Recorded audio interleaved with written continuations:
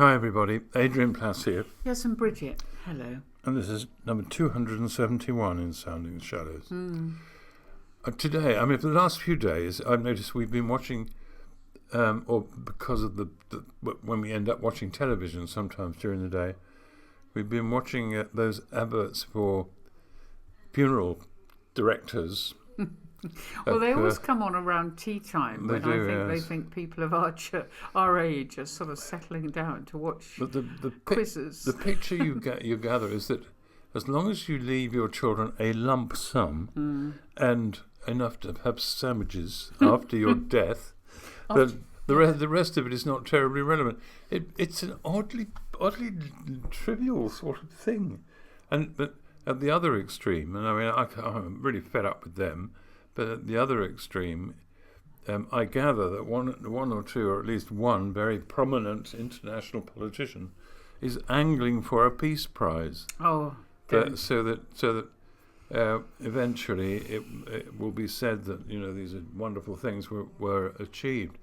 And I have to say that I don't like the lump sum and sandwich thing, and I don't want a peace prize. I don't anything like that. But it did make me think about what people mean when they talk about leaving something worthwhile. I know. What I don't does know. It mean? I don't know. It often seems to be all about the individual rather than about the state of the world or a situation that they're leaving, actually. It's rather like we saw that plaque. I think we mentioned it once before, where it said, it was a large plaque, and it said, "To the glory of God," in tiny letters. Yeah. And then in huge letters, the name of the person who'd left Hubert it. Blenkinsop. Yes, his legacy was there for all to see. God was on the headed notepaper. Yeah. I suppose my worry is that in some of these cases, the legacy is something so broken. For every parent who's lost a child, for every building that's been destroyed, wherever it is, and this isn't new, is it? This is a situation that we've seen it again and again and again, where somebody very powerful is apparently trying to end something, but actually part of that legacy will be everything that was destroyed during the time of people's egos, I don't know, sort of being more important maybe, or... It must be very hard. And clearly in the past, for instance, there have been people who, because they were so important, they managed to achieve a position so important that it was hard for them to believe that they wouldn't go on being important after they disappeared. There must be something significant that is remaining. Because I've been thinking so much about this, I hunted out that poem, Adrian, that probably everybody knows and will think, oh no, not that poem. Let's see if I can find it quickly. You're going to say everyone will know it, and everyone will I say, won't. well, I don't know. Well, it's Shelley, and I bet the reason I think people will know it is because I think most people did it at school. Can I just tell you, my favourite thing involving Shelley is when in one of the Bertie Wooster books, he inadvertently quotes the poet Shelley without realising it, and someone says, "You know your Shelley, Bertie," and he says, "Am I?" Anyway, sorry. Well, that really contrasts with this, Sorry, Adrian, because this is that very famous poem, and it is, and I have to say, I think loads of us studied it at school. Do you say Ozymandias or Ozymandias? Ozymandias, I think. Well, that's what I thought. I'm going to read it anyway, because having been thinking about all this business of some incredibly prominent people seeking their legacy, wanting to stamp out a people in order for them to get the power that they want to hold on to, or, as you say, seeking out a peace prize or whatever. And it's this one. I met a traveller from an antique land who said, 2 vast and trunkless legs of stone stand in the desert. Near them, on the sand, half sunk, a shattered visage lies, whose frown and wrinkled lip and sneer of cold command tell us that its sculptor well those passions read, which yet survive, stamped on these lifeless things. the hand that mocked them, and the heart that fed. And on the pedestal these words appear: My name is Ozymandias, King of Kings. Look at my works, ye mighty, and despair. Nothing else remains. Round the decay of that colossal wreck, boundless and bare, the lone and level sands stretch far away. And it kind of sums it up, doesn't it? You set up this great, massive statue full of power and dominance, and the heart that fed, not the heart that gave, but the heart that fed, that took, that made this person bigger and apparently stronger. And afterwards, what's left? That was one of the poems that, I don't know if everybody did, but it was a poem you got to eventually at school in English. And I remember finding it very depressing, the idea that, and I think it was even around the first and second year of secondary school, I was thinking, this is a bit much, that somebody thinks they were so important that after they've gone, people will look at this thing and think, oh, he was a great man. Yeah, He was really important. Look on him and despair. Yes, exactly. And of course, another Aussie has recently departed as well. Oh, One from Birmingham. oh, I don't think he. But looking at the crowds on the streets, I know he did leave a legacy of. he did. I mean, he was the great frontman of Black Sabbath, wasn't he? Was indeed, Wild and dark, and one actually, of our great evangelical movements. Yeah, Black Sabbath. Yeah. But actually, I gather towards the end, he was really quite gentle and a lot of, maybe a little befuddled, but loved. Yeah. And loved by the people of Birmingham, for whom he was their hero. Yeah. But I don't think he instilled fear except into one person who apparently broke into his house. Yeah, I know. And what happened exactly? Well, he encountered Ozzy naked, and I think he put a headlock on the burglar. I think at that point he chased him across at the that lawn, point I he think. said that man must have thought, I think this career is not good for me. Yes. I think I'll go and do something else. I don't know. Yeah. I find it hard to even think about these things. I mean, I still find death very annoying, and also very tragic, because we meet many people who have been bereaved, and the totalness of it is almost always the same. That although you may expect it and you may think it's not going to get to you in the way that it might, suddenly you're confronted with a nothing. We read a poem about it, didn't we? Was it last week or the week before? About which was broadly speaking saying, well, what am I going to do? It's about the space now that wasn't you're it? not here anymore. And, But I mean, I think we only have to think of people that we have known who have died and what their legacy was. And maybe we just didn't know the sort of people who left large, important, visible legacies. But I mean, one of the legacies from your mum, I know, for example, in our children, was the fact that, and it wasn't just our children, it was all of her grandchildren, got this £2 for Christmas and for their birthdays, which they knew was costly to their grandma, and they treasured it, and they still remember it.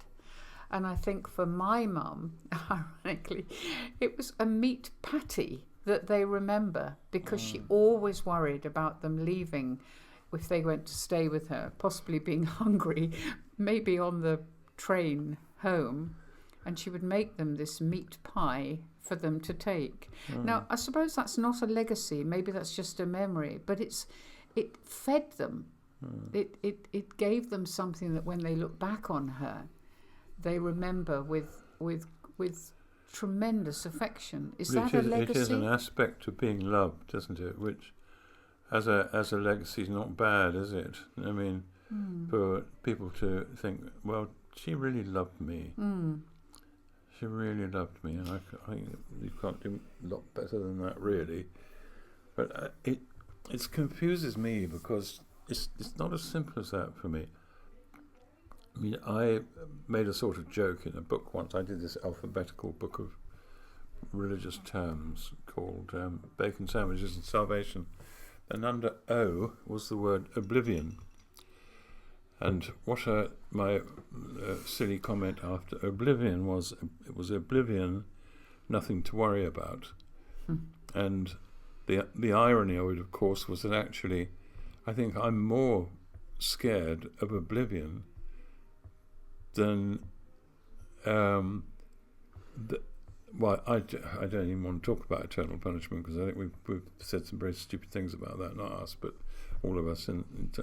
But the thought that it ends, that nothing happens, that relationships are meaningless, that for me would be a sort of hell. And of course, people say to me when I say that, but you won't know about it.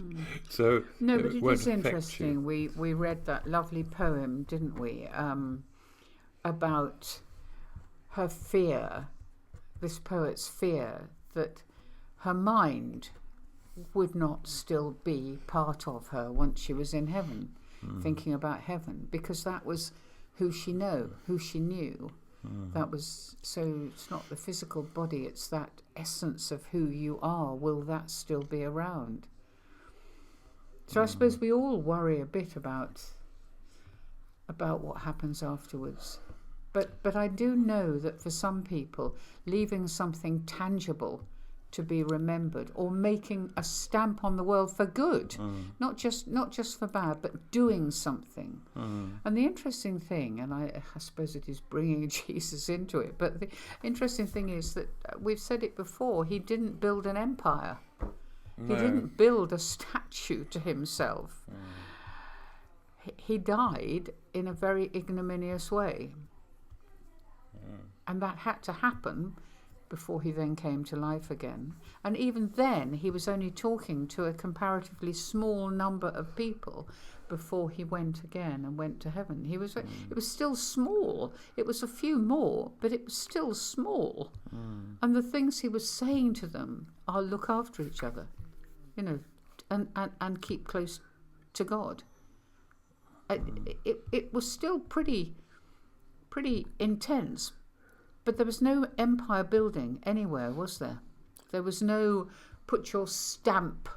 No, I should think he was quite annoying in that respect, that he didn't want to build on what he did, apparently.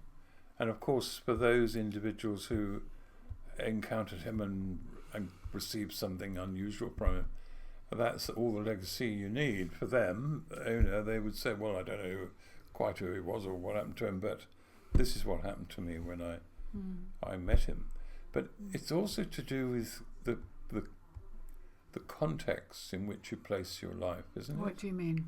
Well, if you believe that the end comes and that is oblivion or something like that, I don't know, perhaps you would want to say, well, the only thing I can think of is that I've done something that lasts. That would be great. But I know people who would preach eternal life and talk about eternal life as though it's a reality. But when it comes to the thought of death, really cannot make the context work. Possibly because we've pretended that we know exactly what we're talking about when it comes to the whole heaven thing. I don't know if it's that, but there is a sense certainly in the life of Jesus that it was pushing through and pushing through and pushing through, because it was going to be somewhere else. And one can't say much more about the somewhere else really, but I have certainly over recent times lived more in that, within that context, and I don't personally want to leave a worldly legacy. That isn't important to me. What I tell you what is important to me, and I know other people would agree, that if people have loved you, and for those who feel they haven't been loved, I am profoundly sorry, because to not have that is awful. But I'm just so grateful that people have loved me. It's been and is a great warmth in me, and it actually doesn't matter whether it's thinking back or looking forward or whatever. It's a great thing, but it is also a part of a growing sense I have of this, the fact that, like those two disciples on the road to Emmaus who suddenly realised it wasn't over, that they were complaining, Jesus hasn't left us a legacy, he's failed us, he got crucified, he's disappeared. And when they actually encountered him on the road and finally recognised him, suddenly the whole damn thing made sense, and they thought, we've got to go back. We've got to go back to when we understood that he had the kind of authority that would mean things aren't going to end. They aren't just going to dribble away. And whether that sounds like a very hackneyed religious point, I don't know. But well, one of the things you said is that their hearts burned in them, and I think if you think about the translator of the Bible, for example, I doubt if when he was doing it, it was a desire for the future as much as a desire for him and for that moment and for the people who would read it. Similarly, then, because he wanted them then to be able to read the Bible, or a painter is painting in the moment. I suppose this is what I'm trying to say, is doing something in the moment. I mean, if you're painting something, do you think you're seriously thinking that you're painting in the future will be very well known as a great painting, or you're painting something because at that moment you are living, and then some beautiful things don't survive, don't get remembered, some get incredibly well known, and some shouldn't be well known. And one of the sad things at the moment is some of the things that were set up as being hugely important. And we were talking about one last week. Well, there's another one this week. One of the big movements in the in the church, which was set up to be something amazing, has now come out as having been something that crumbled on the inside. And the legacy of it, far from being what they had hoped, is a bit like Ozymandias. It's crumpled, it's broken, it's... Well, more than one this week, isn't it? Well, that's what I'm saying. There's a second one this week. Unless, I suppose, in the moment, the thing that you're doing is wholesome and good and helpful and loving or whatever, chances are that in the future it will be looked at as something rather like the Ozymandias thing, something that thought it was great, but in fact is nothing. Well, certainly in the case of the things you're talking about, it wasn't all nothing, because a lot of innocent people believed that what was going on was really good and helpful. But the problem seems to come with leadership that acquires power and is unscrupulous with power, perhaps doesn't even realise that it's happening. And well, we've quoted before. In the case of one of these, the leader of this cult said exactly what should happen after he had gone. So that's true. So from his point of view, it was going to continue. Just as he had been operating, it would continue. It was a horrific thing to watch, it really was. But it is that crumbling of things. We've talked before about how some of the things that had seemed so strong before the pandemic crumpled a bit. We've referred to it as scaffolding, haven't we? As things that we couldn't access at that time, and therefore what we had thought was very solid around us, we had to find another way to be. And maybe that's what happens when these big things go wrong, that you starting again is removing the bad things of legacy, if you see what I mean, and finding a fresh, I don't know, am I talking rubbish? I don't know. But it's because we're talking about immeasurable and undescribable things. I mean, if the whole Jesus thing, which we were saying to somebody yesterday, the name of Jesus is toxic to say the least, for many people. But if things like the language we use to talk about it, I don't get boring about this, and the importance of it if it's true, and I say that because I know many people listening would say, well, yeah, you say that, but there is inside me, like those two people on the road to Emmaus, I think, something that burns and says, keep going back. We said last week, didn't we? We quoted someone saying, you have to keep changing in order to stay where you are. And yeah, that was Muggeridge, wasn't it? If there is a legacy that is worth passing on, it may be just to help people to understand that you do have to keep going back to when you discovered something that was good and pure and right,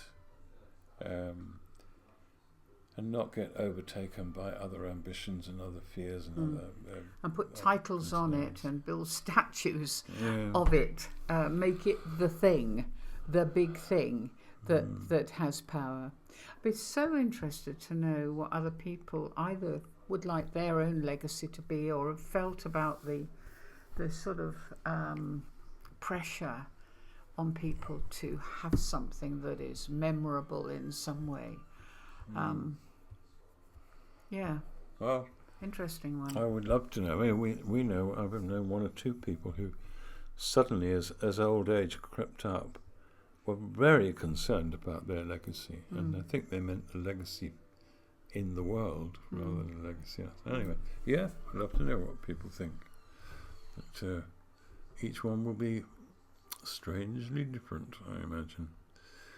Anyway, on that jolly note, I'll see you next week.